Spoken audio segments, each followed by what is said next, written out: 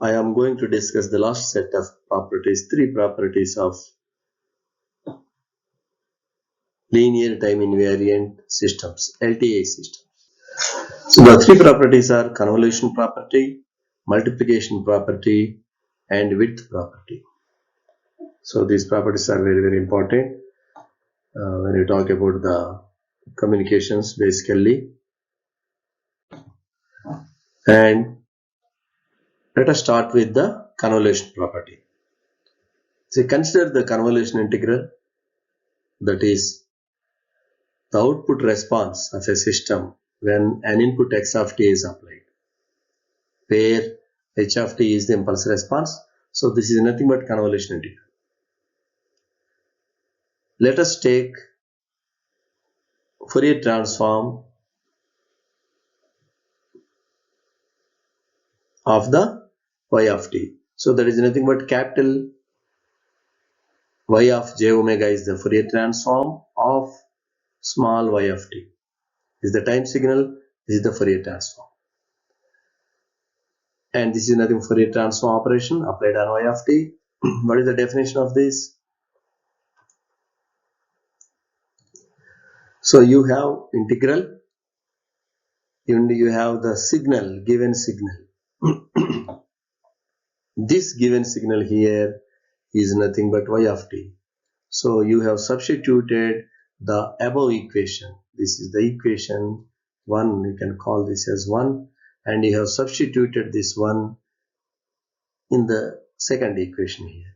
Okay, then this is the basis function, e to the power of minus j omega t dt. This is the definition of Fourier transform. Now interchange the order of integrations. So here I have two integrals. Take this integral out and take this integral inside. So this integral is associated with dt. So dt comes out, d tau comes out, dt goes inside. So that is what we have to do. And what about x of t? X of tau is the constant with respect to t. Okay, so this can come out of this integral, because this is the integral which is coming inside. So this is the integral which is going outside. So along with this integral, this has to move out here. This has moved out here. So this outer integral has become inner integral, and the remaining terms are ht, tau, and d tau has gone out, dt has come. So you have the dt and e to the power of minus j omega t. So along with this first integral, what was there, it has come inside here. Okay, so now what you have, so after rearranging, this has become the inner integral and this has become the outer integral. Okay, so this is the outer integral is with respect to d tau. So this is what is here, this is with respect to d tau. So let us move to next step. So this is what I have reproduced this here and use the time shifting property. So this is what we have, any function, some function h of t is time shifted by or delayed by tau time units. So when I take h of t original function and capital H of omega, capital H of omega or j omega, you can skip j, no problem, or you can put as you like. So these two form the Fourier transform pair. Small h and capital H form the Fourier transform pair. Then the shift of by tau will result in a phase term here, correct? So phase term. So now when I shift the signal from the shifting property, when I shift the signal by tau, the shifted signal will result in a phase shift of e to the power of minus j omega tau, which is proportional to the shift, time shift here. And original h you have. The original h is already there. Apart from that one, you have this time shift function. Now, what is this h of j omega? It is with respect to tau. With respect to tau, it is constant. So it comes out of the integral here. And this is the leftover part. And this is nothing but capital X of j omega. So this is nothing but Fourier transform equation. So you can replace this with x of j omega, and h of j omega is already there. So the output spectrum or Fourier transform of the output is, now the Fourier transform of the output is equal to the product of the frequency response of the system and spectrum of the input signal. So you should not call this the h1, h of j omega, you should not call this as spectrum. So this is spectrum of the input signal. In the same way, you cannot call this as the spectrum of the system. You should say that it is the frequency response of the system. Okay, so this is the frequency response of the system multiplied by input spectrum gives the output spectrum. So this time relation, convolution relation between small h and small x has been mapped to product relation in Fourier domain, in the frequency domain. Okay. Consider one example here. So let us take an impulse response of a system h of t equal to delayed impulse. It is nothing but delta t minus t. Now let us find the system response using the convolution property. This we have already computed from basic principles. Now we are going to use the convolution property to find the system response. What is system response? System response is nothing but y of t. So this is nothing but y of t. So system response is nothing but y of t. I am supposed to find the y of t.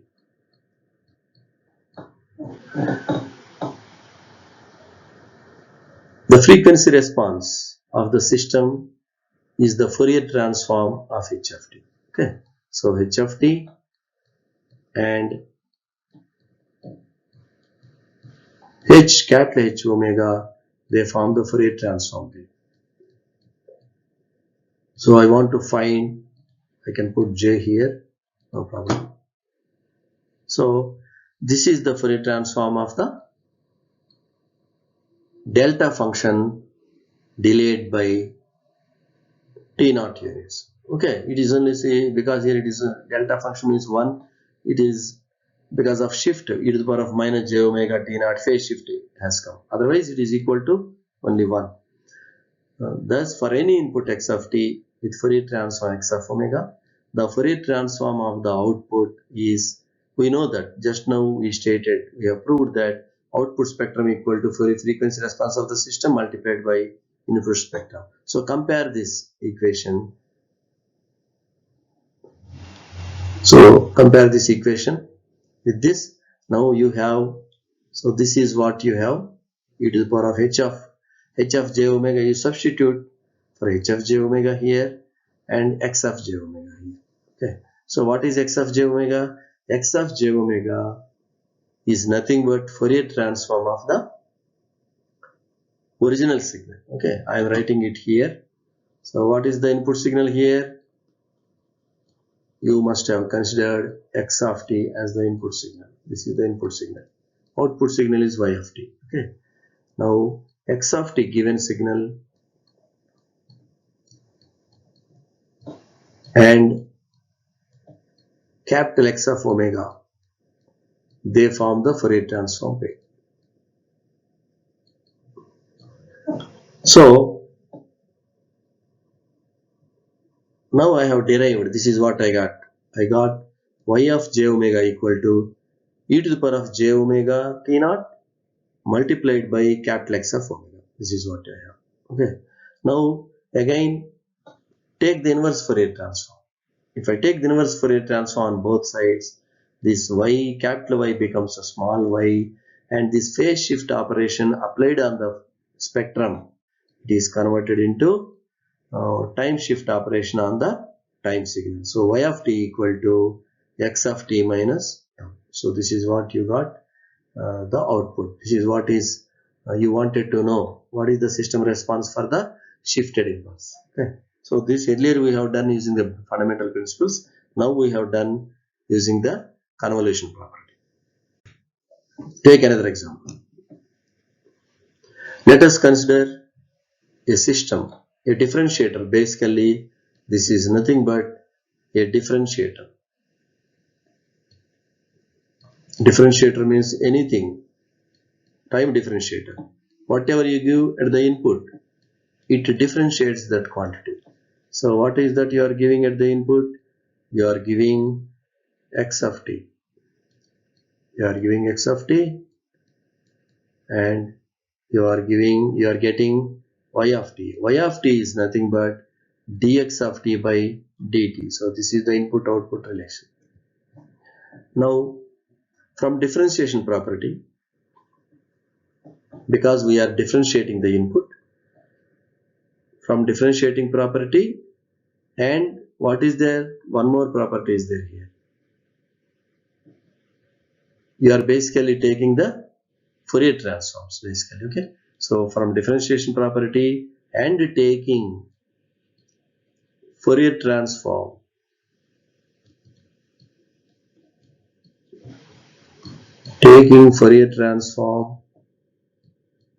both sides.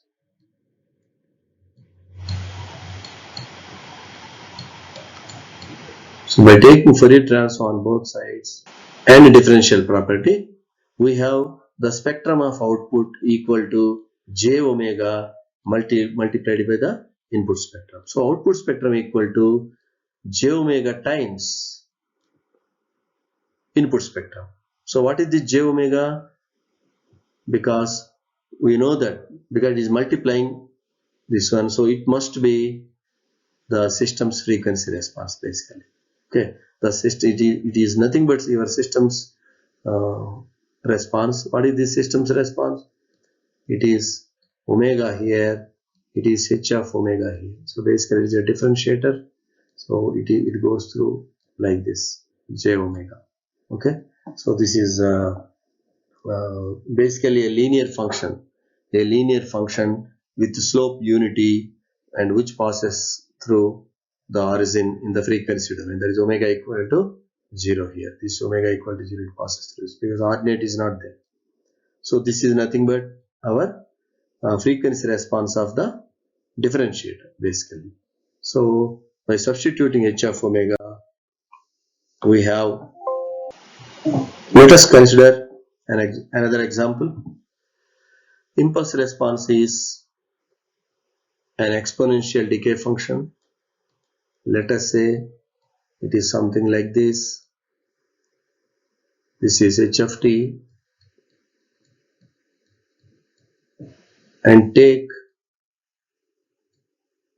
input signal also another decaying function, but this is decaying with a rate b. So this is e to the power of minus bt. It is decaying very fast. So here it is decaying very relatively slowly. So what it means is, what you can conclude from this, b in this diagram, whatever I have given, b is greater than a. Both are positive real constants, but b is greater than, so decay rate is more, so it is going faster. Now I want to convolve these two. I want to find the output of the system. Okay, so output of the system by using convolution property.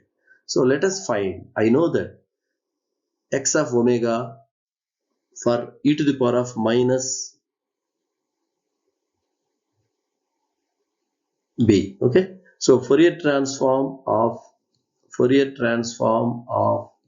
e to the power of minus bt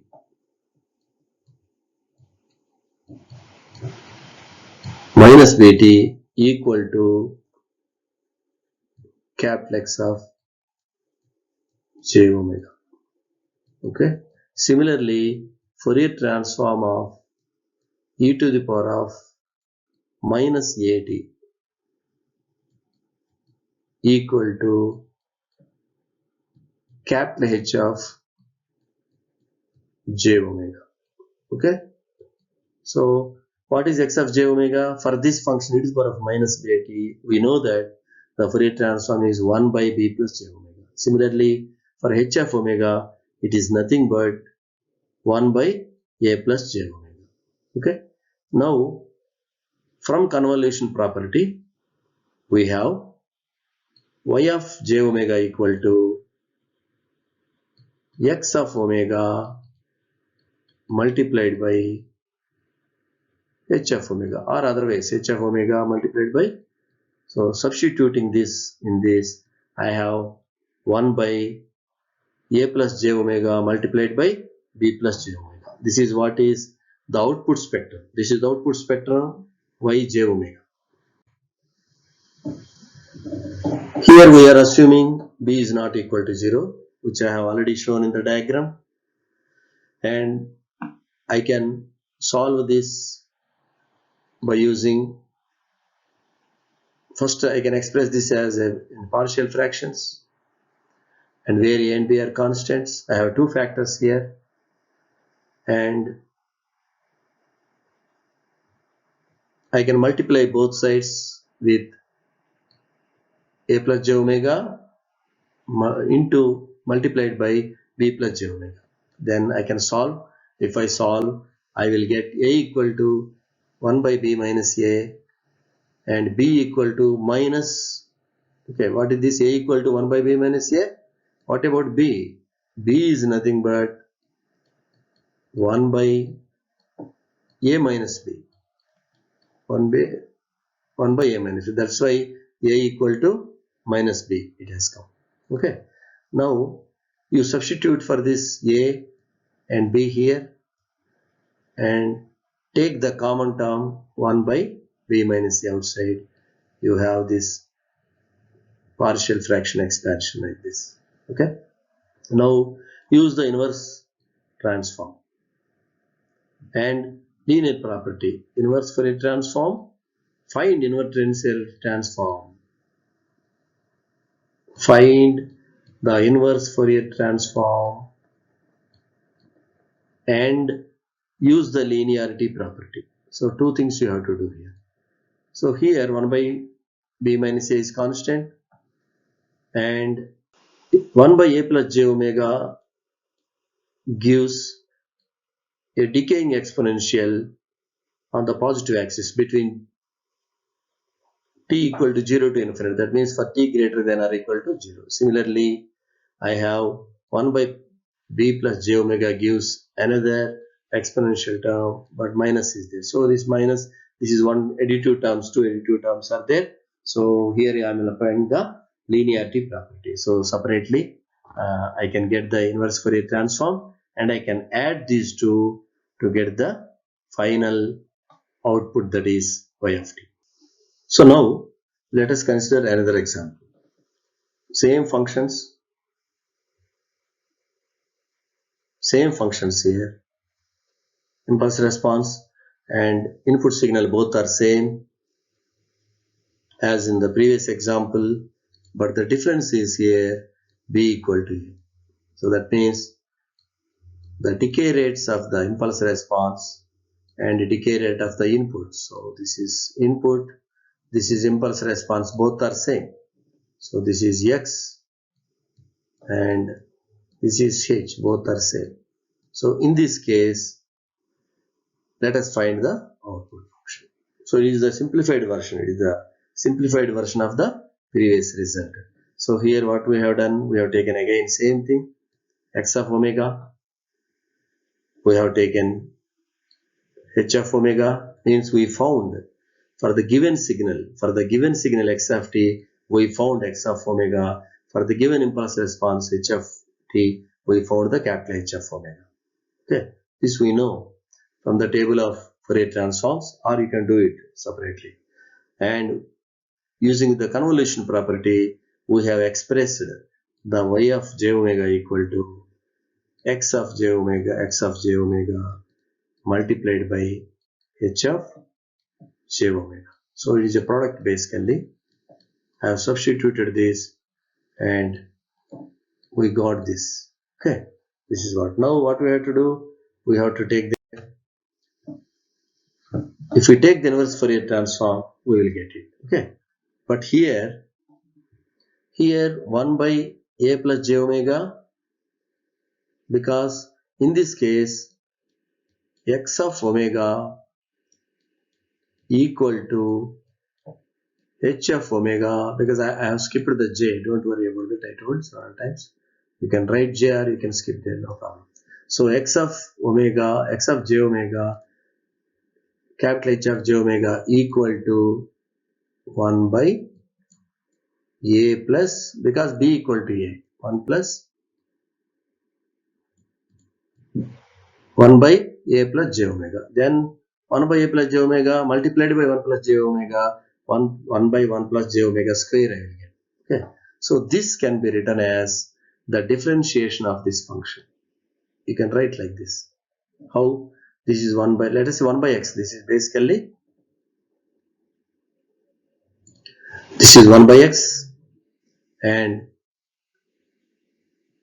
you will get 1 by x square, and this j term will be there, and it comes here. Okay, so basically if you differentiate this, you will get this function. Okay, you can try it, and we can use the duality of the differentiation property. So what is the duality of differentiation property? I have written here the differentiation property for your reference. This is differentiation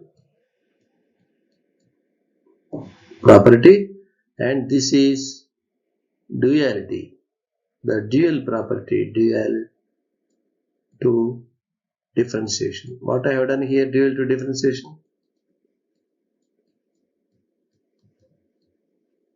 dual to differentiation property. This is DUAL. Okay, what I have done here, as I explained earlier. So how you get the, this is the duality, this is the differentiation property of Fourier transform.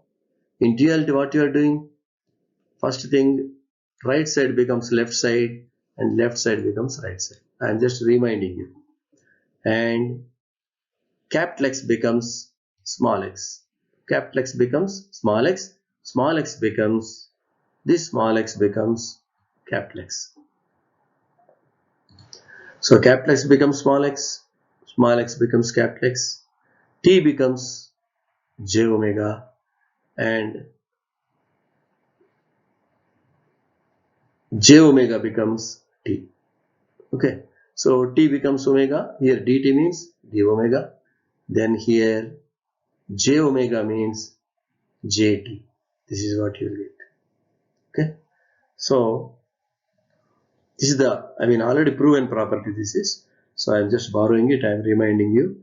Now what is this?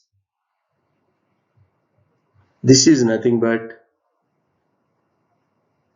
x of omega. Okay, so this, identify this as capital X of j omega, because this is identified as x of t, correct? So this is time signal, this is the time signal, and Fourier transform of that time signal is this. Okay, small x, capital X, and this is, these two form the Fourier transform. Now what additionally, then use this dual property. So use the dual property in this case, use, already you told here, use, it is there already I think, use the duality. Then what is that you have to do? See, this is time signal, this is x of t, and here, see here, this is x of t. This x of t has come here, this t this t, see the cursor, this t has come here, and you are specifying the ranges here. Then here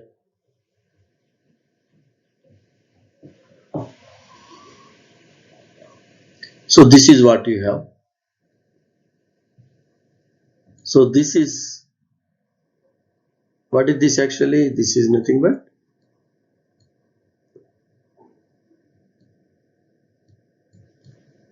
y of j omega. Okay. So by using a duality property, by differentiating with respect to omega, by differentiating the capital X with respect to omega, I got this already. Okay. So this is by adding t here, I got y of t. So what is y of t? Y of t is nothing but t into x of t basically. Okay. So t into x of t. This y of t is nothing but t into x of t. And this t into x of t, unit step function. Okay. So that is how you got the inverse Fourier transform for this. So when you find the inverse Fourier transform for this, you will get the y of t here basically. Okay. So this is what here. How many properties you have used? You have used convolution property. You have used Fourier transform definition. You have used inverse Fourier transform definition. You have used differentiation property. You have used dual of differentiation property. Okay. So you have used, of course, only dual of differentiation property. So that is how you will get the, you can find the complex functions also. You can find Fourier transform, or you can find inverse Fourier transform. Means you can find the output of a system directly. So you can find the output directly from the system, or by using convolution property, we can find in the frequency domain also. So now let us consider the next property, that is multiplication property. Multiplication property in time domain corresponds to convolution of the frequency domain. Basically it is the dual property basically. This is nothing but dual property of convolution property. In the convolution property, the two time domain functions, they were convolved. So these two were convolved basically.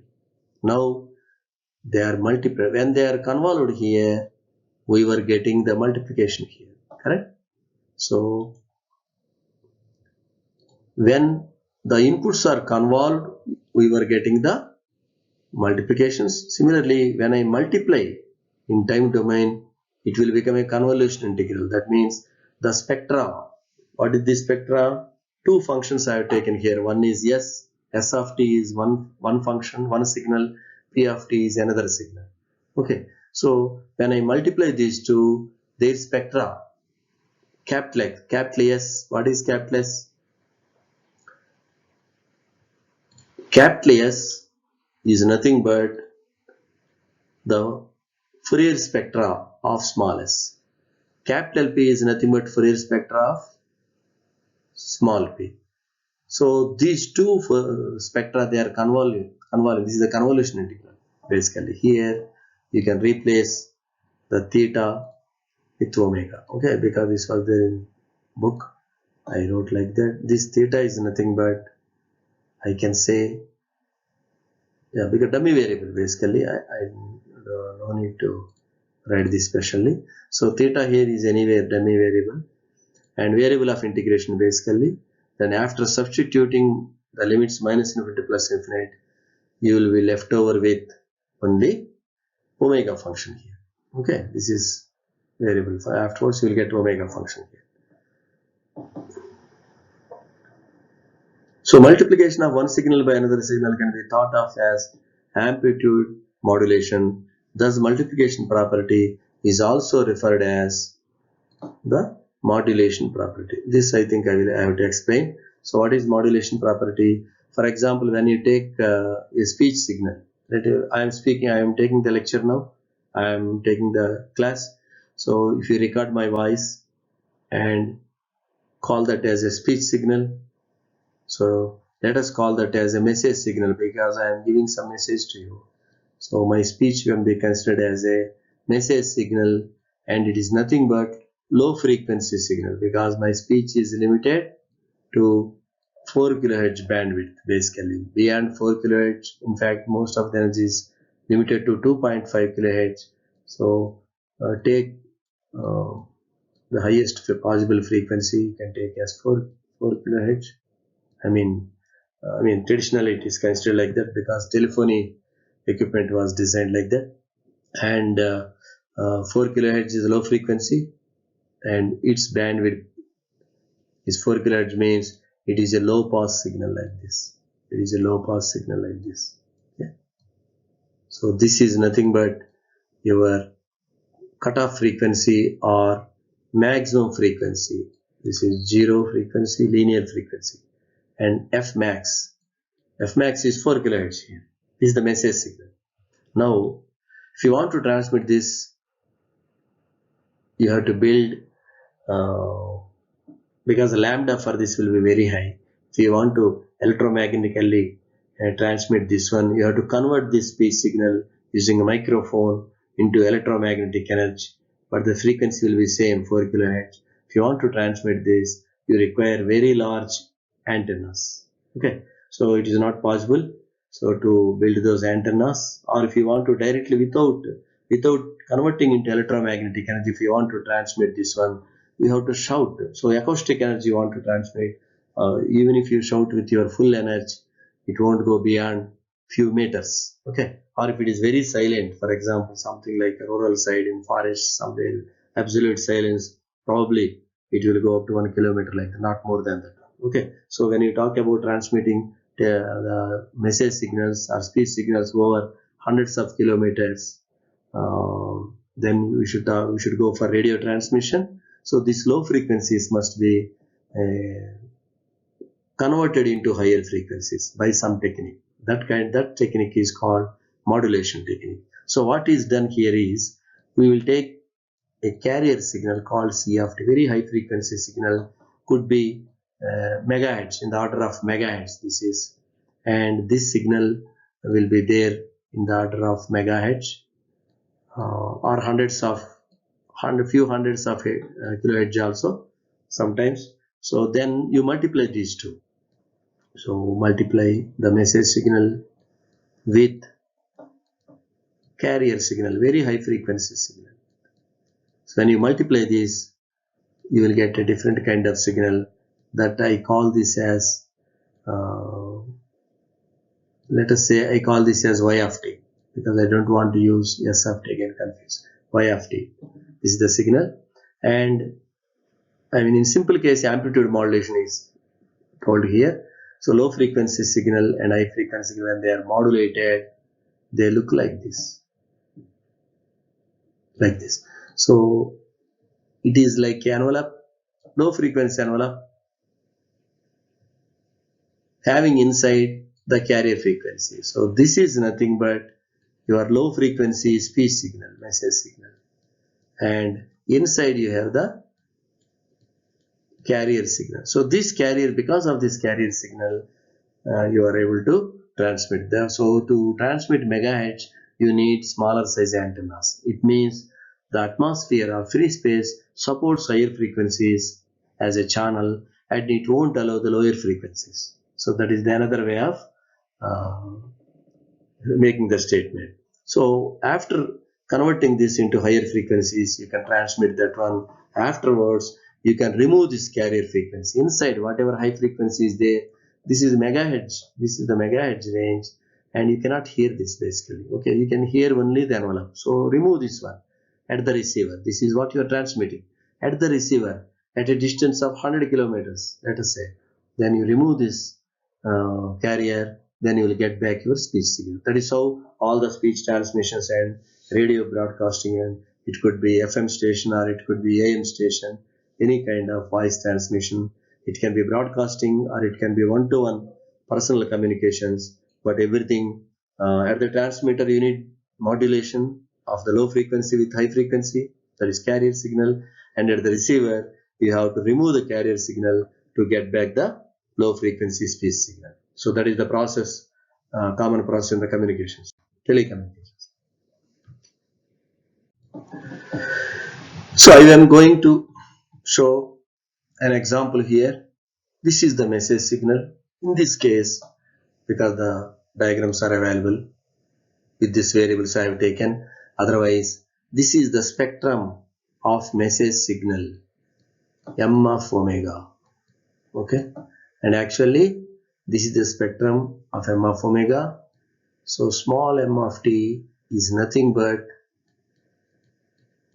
s of t here, because in the system, in the statement I used s. That's why in the example I use, because I wanted to use the message word, that's why I used m of t.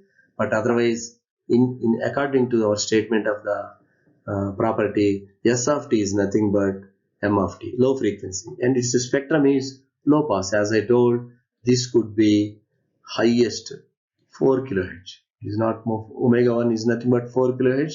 But see that this is a angular frequency. That means 2 pi multiplied by 4 kilohertz. That is what you cannot directly write 4 kilohertz, because it is not a linear scale. It is the omega scale, angular scale basically. Now this is what you have. And what about the carrier signal? Carrier signal is nothing but a cos wave, very high frequency cos wave.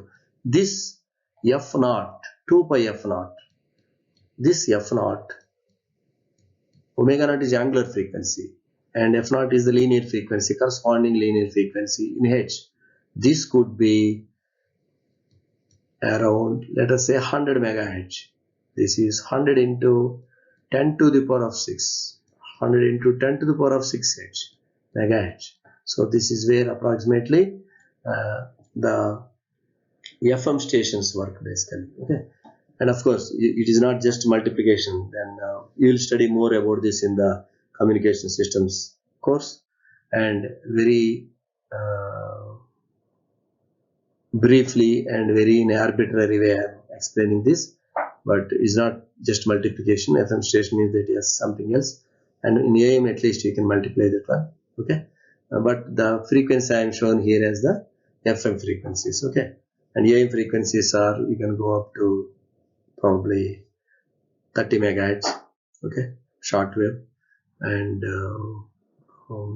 you are multiplying. Okay, but anyway you can cut this, and particular you can say 30 megahertz. Let us take 30 megahertz where I can use go for amplitude modulation also. Okay, so now what is the spectrum of this one? The spectrum of cos is e to the power of j theta plus e to the power of minus j theta divided by 2. So we have shown already that a cos wave is the spectrum of a cos wave contains two delta functions, one at omega naught, other one at minus omega naught.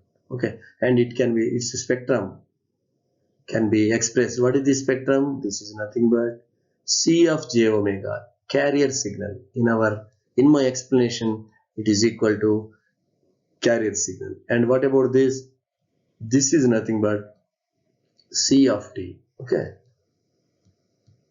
in my explanation I used c of t because I wanted to highlight that c stands for carrier. C stands for carrier signal. So here the p is nothing but c of t. Now what about this? So this is nothing but carrier signal. The spectrum of the carrier signal, it is a constant amplitude cos wave. Okay, it is a cos wave, constant amplitude cos wave. It has two delta functions here, one on the negative axis, other one on the positive axis of the frequency, angular frequency here, as shown in the diagram. Now when I multiply these two, what is that I am multiplying here? To get r of t, this is the signal r of t, I am getting by multiplying these two. This is nothing but my modulated signal which I am going to transmit. Modulated signal. What is modulated signal? Modulated signal is nothing but r of t. It is also can be called as transmitted signal. So transmitted signal This is at the transmitter. I have the modulated signal. I can say transmitted signal also. And this is nothing but the multiplication of S of t into P of t. So this is nothing but, in terms of my example, it is nothing but message signal multiplied by carrier signal. Okay. So this is what. So what will happen in the spectrum? The spectrum, these two spectra, for example, capital M of omega and capital C of omega. See, these two will convolve. I am using the star asterisk for the convolution operation. Okay. So when I convolve this one, I am convolving. What I am convolving? I am convolving this spectrum and this spectrum. These two I am convolving. So this low frequency spectrum and this delta function. This delta function, both I am convolving. So here two delta functions. Are there any delta function, any signal which is any function which is convolved with delta function, it will give the same shape, and this delta function, it will give another same thing, same spectrum.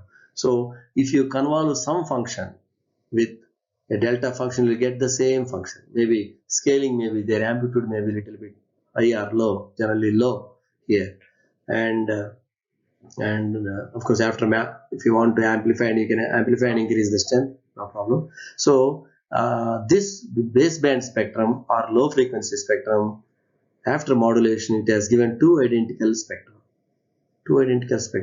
What is the center frequency of this spectra? Omega naught. This is the radio frequency here. So this is the radio frequency here at the center. Okay, it is behind this the speaker's view. So this is what you have. Okay, so this is what you have. What is there?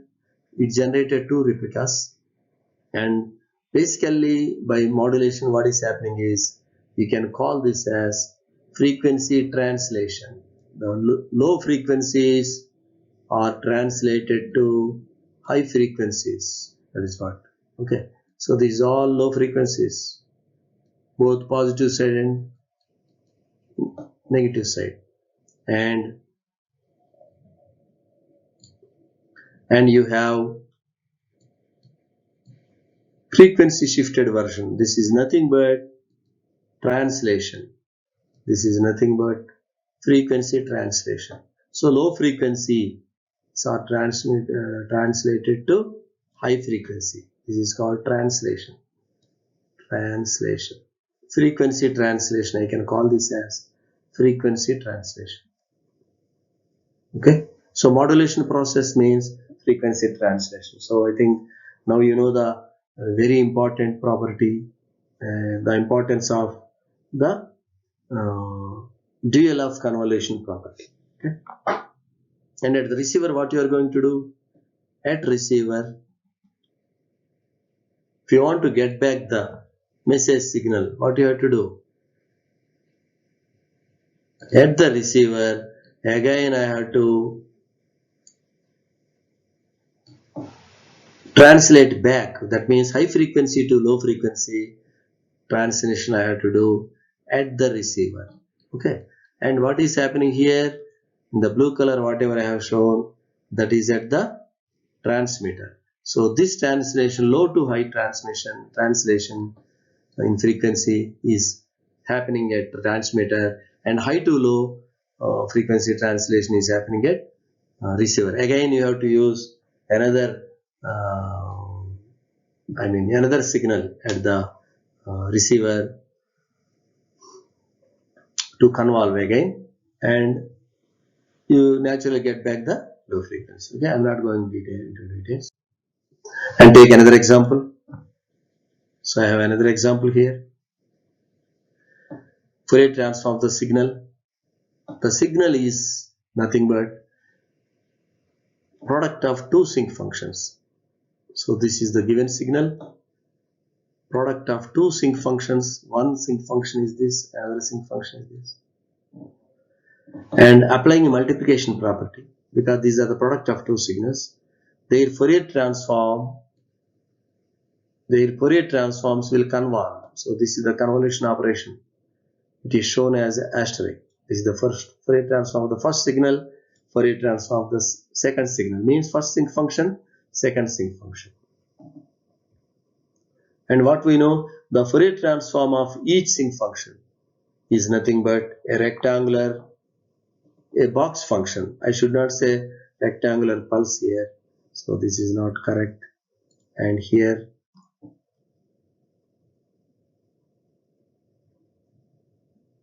let me change the color. And I should not say this as the pulse. Is a sinc function is a rectangular box. I say box in the frequency domain. The moment I say pulse, you may confuse with the time domain signal. Okay, so I call this as a rectangular box in the frequency domain. So this is what you have, and you can verify this. See, W equal to, here you can verify W equal to, in first case W equal to 1. In the first function W equal to 1. In the second function W equal to half, 1 by 2. Okay, so this is what, if I convert this into this, I will get one box, first box with W equal to 1 and second box with half, 1 or half. So two box functions I will get. And what I have to do, this Fourier transform. So these are the these are the input signal, these are the their Fourier transforms. I mean convolving the after convolution. So these are, I mean, this time signal I have expressed as the product, and the Fourier transform is the convolution operation. Okay. So here is one example. We have taken two sinc functions in our example, and the first sinc function has a box function with W equal to 1. This is 1 is nothing but W, a bigger box function, wider function, and here W equal to half. In this function W equal to half, so here in the second sinc function we have W equal to half. So this gives a Fourier transform of box function whose width is limited to plus half. Okay, so here the W for the second function is half. Now these box functions G1 and G2 in the frequency domain, they convolve. So what is this one? This is nothing but convolution of G1 J omega convolved with G2 J omega. Okay, G2 J omega. So let me put here also J omega. Okay, so these two, when you convolve these two, so this is the convolution operation.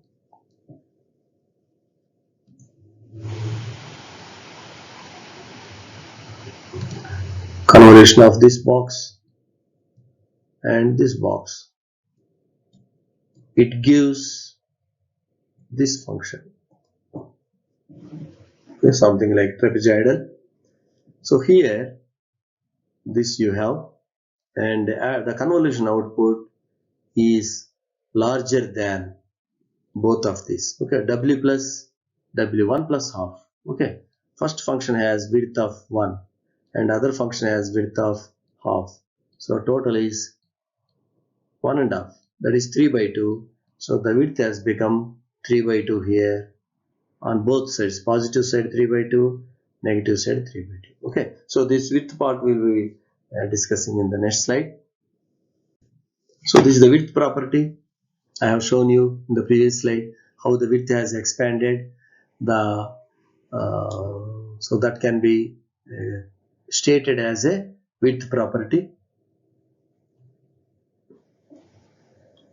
And in the convolution, what is happening is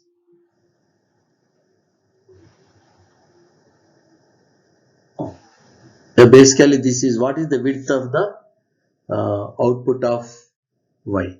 So here the thing is width. Support, width means support.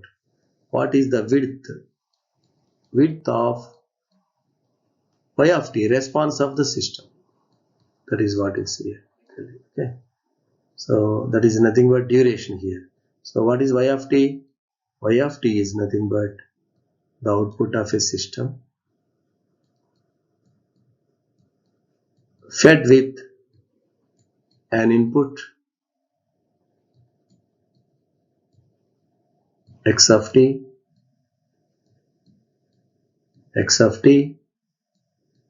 and the system has impulse response h of t. Okay. So now when I convolve x of t and h of t, duration of x of t, duration of h of t, add both durations, that will become the duration of the output, duration of the response. In general, because it's a time signal, independent variable is time, you are calling it as duration. Sometimes the independent variable of a function may not be time, it can be something else, it can be space, it can be x, or it can be y, it can be z, or it can be x comma y comma z, three-dimensional. So in such case, when you take the for any, you can say that support of the output of the convolution equal to support of the input, first input, and support of the second input. So these combinedly you will get. For example, if I take, let us take one function like this. Let us take another function like this. This is t1 time. This is t2 time. This is t2 time. And this is t1 time. Then the convolved output will be something like this. Okay, so this width, the output width, is nothing but t1 plus t2. So width of the convolution output is the width of the sum of the width of both functions. So that is what t1 plus t2. Okay, so this is called width property. Just now in the previous example also we have seen this width property. So thank you for your attention. So I will be closing my lecture here. Like, share and subscribe. Hit the bell icon for more updates.